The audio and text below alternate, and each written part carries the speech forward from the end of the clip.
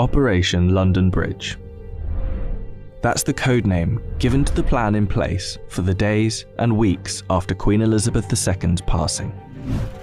The Queen has been sitting on the royal throne since 1952. That's the longest reign of any monarch in British history.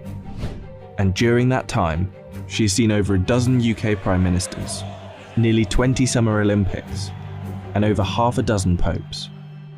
The Queen is the cornerstone to the Commonwealth, the patron to almost 600 organisations and charities, and plays a pivotal role in the UK's alliance with many countries.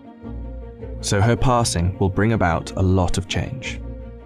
Not just for the United Kingdom, but potentially the world.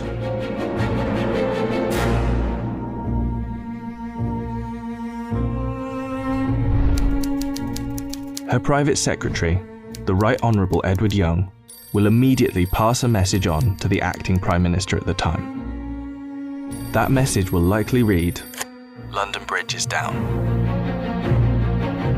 The Prime Minister will then set Operation London Bridge into action.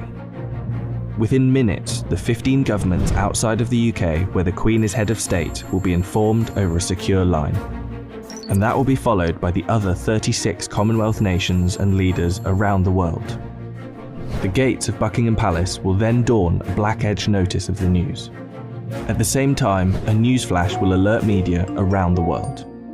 Every media outlet is prepared for the news. Every radio station has a network of lights that will flash to indicate a national catastrophe such as this. All BBC shows will stop and proceed to run a feed dedicated to the news. Newsreaders will change into the black suits and clothing that is on hand at all times in the news studio, and the traditional red BBC News branding will turn black.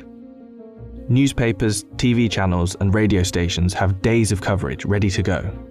On the same day as her death, the Queen's eldest son, Charles, will immediately become king. And it's reported that the stock exchange, businesses and shops across the UK will likely close for the day out of respect. The day after the Queen's death, on a live stream, Charles will make his first official speech as king. And the government will swear its allegiance to the sound of a 41-gun salute in Hyde Park, London. After that, King Charles, if this is the name he so chooses, will set off on a UK tour, visiting the leaders of government in the capitals of each country: Edinburgh, Belfast and Cardiff.